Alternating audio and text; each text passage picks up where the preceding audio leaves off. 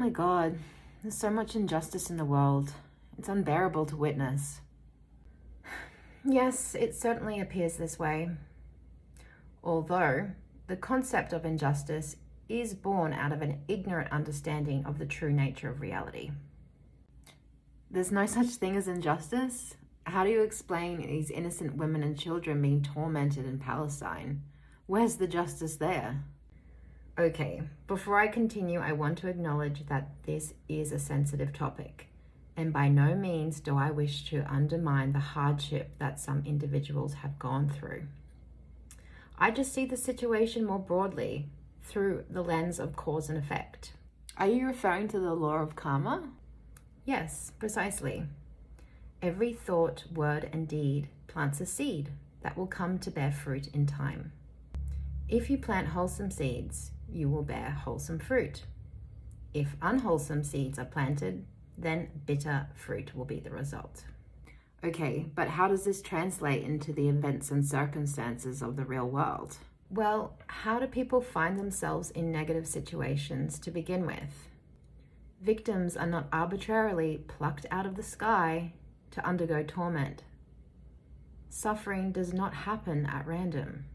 The child and his tormentor are of the same face. This is the manifestation of truth which has been cloaked by the label of injustice. The victim and the abuser will continue to swap out roles until there is the awareness that harm inflicted upon the other is no different to harm inflicted upon oneself. This lack of insight is the predicament for which we hold compassion. So you're saying that people take rebirth into war-torn countries and subject themselves to severe trauma as a mirroring of past life actions? Yes, for if it weren't this way, we would be agreeing that the universe is chaotic, disorganized, and devoid of intelligence. Clearly, this is not the case. I'd say it's more likely that we are the ones who are short-sighted and are not seeing things clearly. Yeah, we humans do tend to think we know a lot more than we do.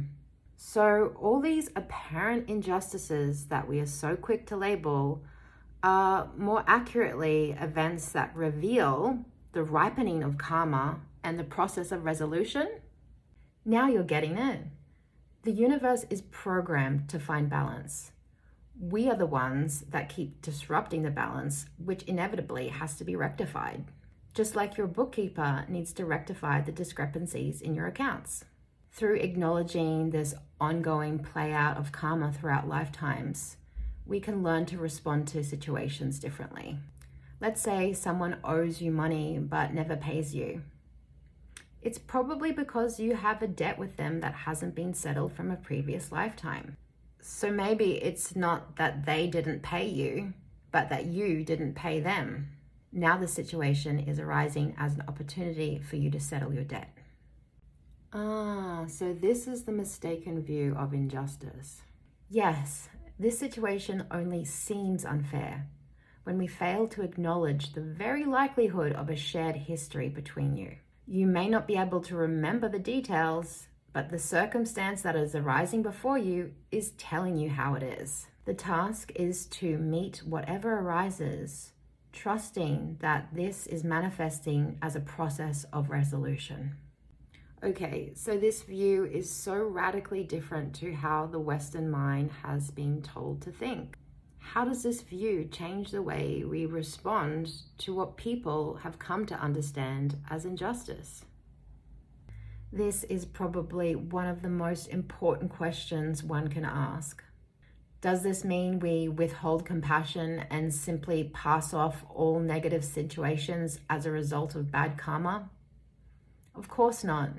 If you have capacity to hold this view, meaning to see things as they really are, to acknowledge the ongoing, continuous nature of mind, you are in a privileged position. The law of karma is what binds us to the cycle of samsara. If we are to ever liberate ourselves, we are to understand the mechanics of karma and to do everything we can to free ourselves from this endless, perpetuating cycle of suffering.